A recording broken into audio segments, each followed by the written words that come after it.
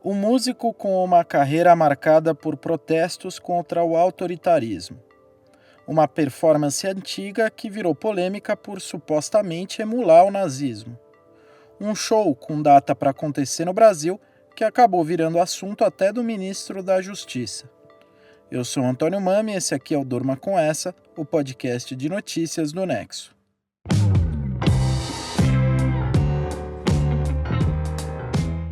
Olá, eu sou o Conrado Corsaletti, estou aqui com o Antônio para apresentar esse podcast que vai ao ar todo começo de noite, de segunda a sexta, sempre com notícias instigantes que podem continuar a ecoar por aí.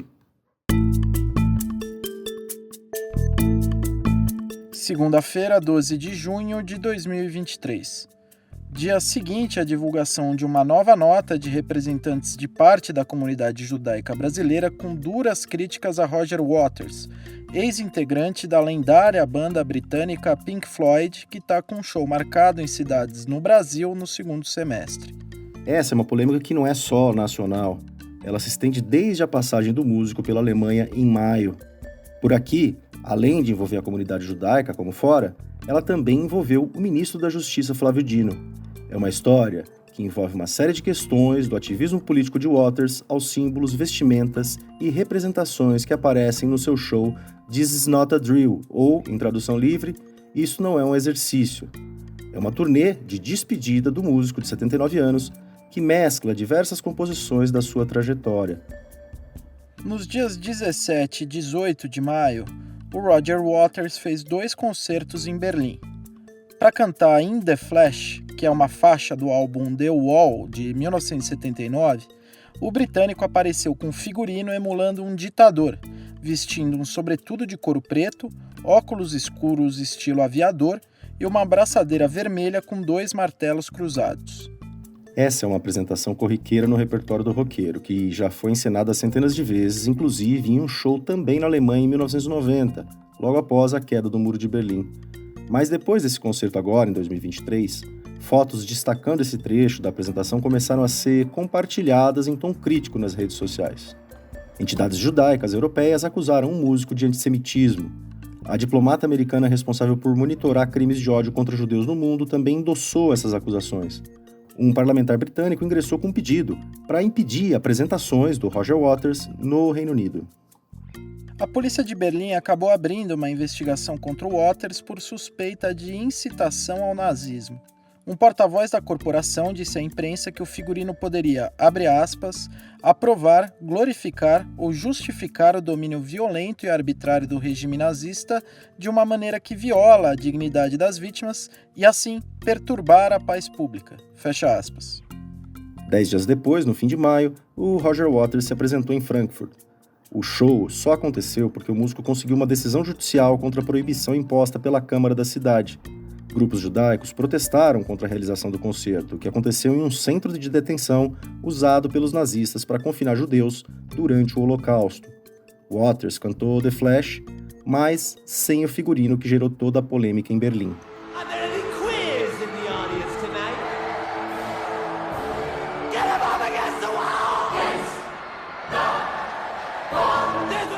Você ouve aí um trecho de The Wall, um musical de 1982 baseado no disco de mesmo nome do Pink Floyd. No roteiro assinado pelo próprio Roger Waters, o jovem Pink é uma estrela do rock que entra em surto psicótico em meio à depressão, uso de drogas e à angústia em torno da ausência do pai, um soldado britânico morto na Segunda Guerra Mundial. Nesse surto, o Pink assume uma personalidade de um ditador delirante.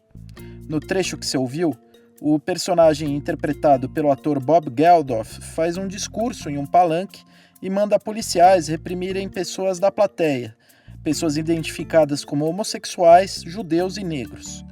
Manda que elas sejam colocadas against the wall, contra o muro.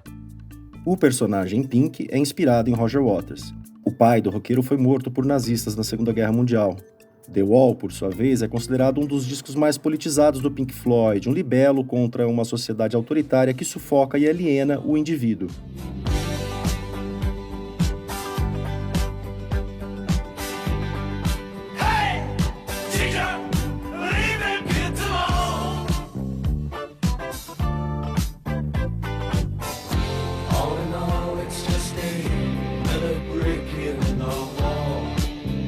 Diante disso, parte do público passou a reagir às ações das autoridades alemãs contra o Roger Waters. Alguns compararam o personagem criado pelo roqueiro ao governante parodiado por Charlie Chaplin e o Grande Ditador, uma clara crítica a Adolf Hitler nos anos 30. No Twitter, usuários começaram a marcar como desinformação as publicações reproduzindo a interpretação de que o Roger Waters promoveu o nazismo durante a sua turnê na Alemanha.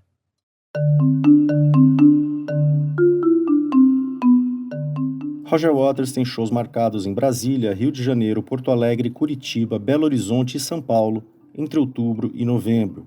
E assim como em outras partes do mundo, por aqui também há mobilizações contra o show. O advogado Ari Berger, que é vice-presidente da Confederação Israelita do Brasil, entrou com pedido no Ministério da Justiça para proibir as apresentações do Roger Waters. Ao jornal Folha de São Paulo, o Berger disse que entrou com um pedido como cidadão brasileiro e judeu, e que Waters é um nazista que deve ser contido e preso. De acordo com o colunista Lauro Jardim, do jornal O Globo, o ministro do Supremo Tribunal Federal Luiz Fux também foi procurado por associações judaicas e entrou em contato com Flávio Dino, ministro da Justiça. Ainda segundo Lauro Jardim, o Dino disse ao Fux, que é judeu, que se o Roger Waters usasse um uniforme nazista no show, ele seria preso pela Polícia Federal. Diante da repercussão, Flávio Dino falou oficialmente sobre o caso. Foi ao Twitter no sábado e disse que não vai censurar show nenhum, mas que vai analisar a petição sobre a suposta analogia ao nazismo por parte do Waters com calma e prudência, e que a lei brasileira vale para qualquer pessoa que more no país ou que venha para cá.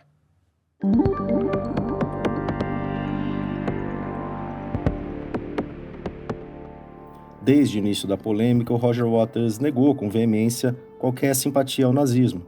Afirmou que os ataques contra ele são feitos com má fé e que a performance, como ditador, é uma clara posição contra o fascismo, a injustiça e o autoritarismo em todas as suas formas. Disse também que está chocado com o que ele tem chamado de campanha de difamação, lembrando da morte do seu pai em campo de guerra contra os nazistas. Num vídeo publicado semana passada no canal Double Down News, o Roger Waters voltou a refutar acusações de antissemitismo referentes às performances no seu show. Uma delas diz respeito à exposição de nomes de vítimas de violência de Estado em telões durante as apresentações. Aparecem ali nomes como os do George Floyd, homem negro assassinado por policiais brancos nos Estados Unidos, da vereadora brasileira Marielle Franco, assassinada no centro do Rio de Janeiro, Diane Frank, adolescente autora de um dos mais fortes relatos sobre o Holocausto, morta numa câmara de gás, e de Shirkin Abu Akleh, jornalista palestino-americana morta durante uma operação do exército israelense na faixa de Gaza em 2022. Essa comparação entre a jornalista palestino-americana e a Anne Frank causou revolta em muitos representantes da comunidade judaica.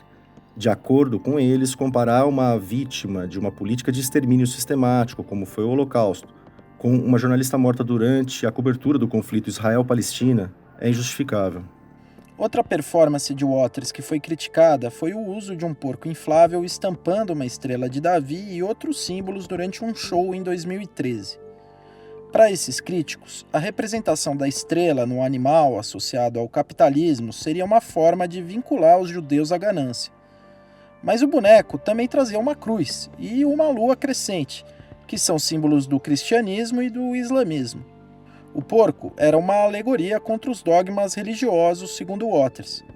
O músico abandonou depois essa representação para não atacar as crenças das pessoas. The Israeli government sees me as an existential threat to their settler colonialist racist apartheid regime.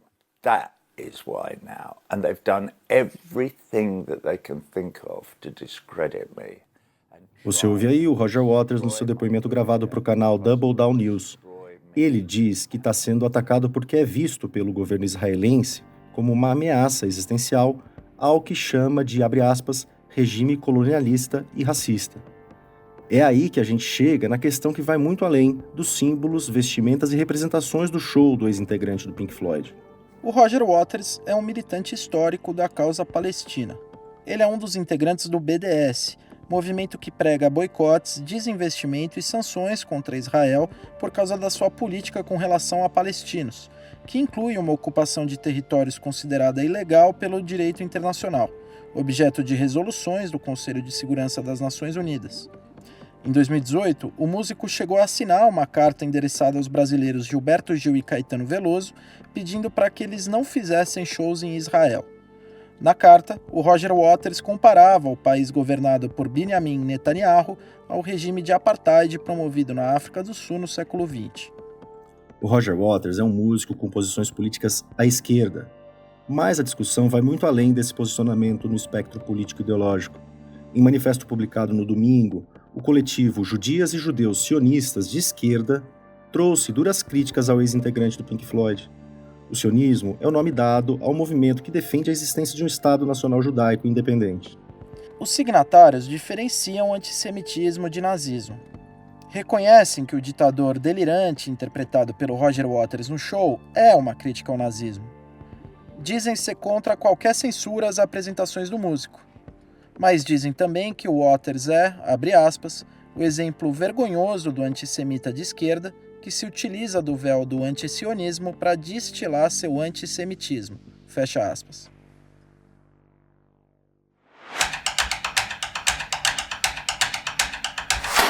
As grandes empresas de varejo brasileiras estão passando por um ano difícil em 2023. O Marcelo Rubissec escreveu sobre o tema. Marcelo, o que mostra que o varejo não está num bom momento agora? Bom, o que aconteceu é que esse primeiro semestre foi para lá de conturbado no varejo. Começando por aquela bomba que explodiu logo no comecinho do ano, que foi o anúncio do rombo de 20 bilhões de reais na Americanas. Depois disso, a empresa entrou em recuperação judicial e, enfim, virou até assunto de CPI na Câmara dos Deputados por causa da suspeita de fraude. Esse talvez tenha sido o maior baque, mas não foi o único nesse setor. A Tok Stock, por exemplo, é outra que passou por apuros. Em abril, um credor chegou a entrar na justiça pedindo a falência da empresa de móveis por atraso de pagamentos. E desde então, ela fechou lojas e entrou nesse movimento de tentar renegociar dívidas. Tem também a Marisa, que fechou 91 lojas físicas depois de ter acumulado prejuízos enormes nos últimos anos e que também está tentando negociar com credores. Sem falar na Renner, que fechou 20 lojas do grupo e, claro, na Livraria Cultura, que teve falência decretada na justiça. Enfim, foram meses bem turbulentos no varejo. E Marcelo, o que explica essas dificuldades? Olha, eu conversei com o Rubens Massa, professor do Centro de Empreendedorismo e Novos Negócios da FGV, que listou alguns motivos importantes por trás desses problemas do varejo. Um deles é que a demanda não está engrenando. Isso é fruto do endividamento alto da população e também da dificuldade de pagar essas dívidas, né? É isso, muita gente se endividou nesse contexto de pandemia, com crise, desemprego e inflação, e agora está mais difícil que as pessoas consigam novos empréstimos para financiar as compras. Nesse ponto, tem também os juros altos, que a gente sabe que é uma questão importante do debate público econômico em 2023.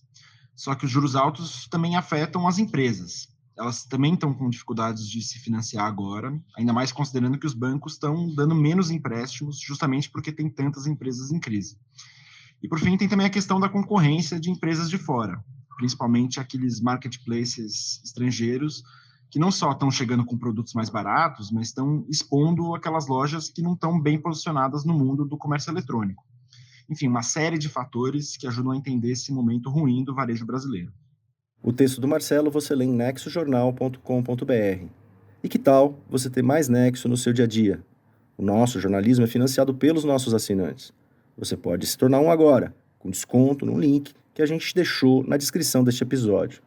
Assim, você vai além do Durma Com Essa, tem acesso a todo o conteúdo que a gente produz diariamente e ainda recebe nossas newsletters exclusivas. Uma empresa canadense está planejando usar baleias para capturar carbono da atmosfera. O Lucas Zacari escreveu um texto sobre isso para Ponto Futuro, editoria do Nexo dedicada a refletir sobre os próximos anos a partir de temas-chave como o clima. O mercado de carbono é uma aposta para compensar as emissões de gases de efeito estufa ao redor do mundo.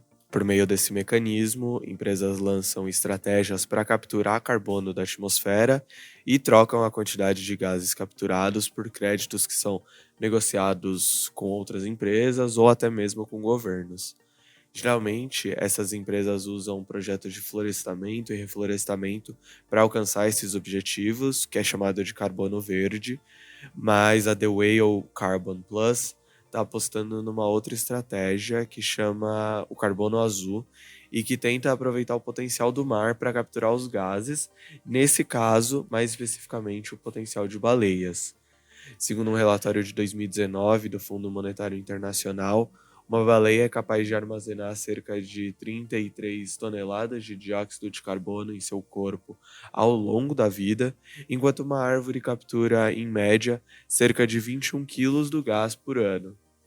No texto, eu explico sobre como as baleias fazem essa captura e impulsionam o processo em fitoplânctons, e também mostro como o projeto pode ajudar a conservar esses animais. O texto do Lucas Zacari você lê em nexojornal.com.br/Ponto Futuro. Dos embates em torno dos shows do Roger Waters, passando pela crise no varejo até chegar nas baleias usadas para capturar carbono, durma com essa.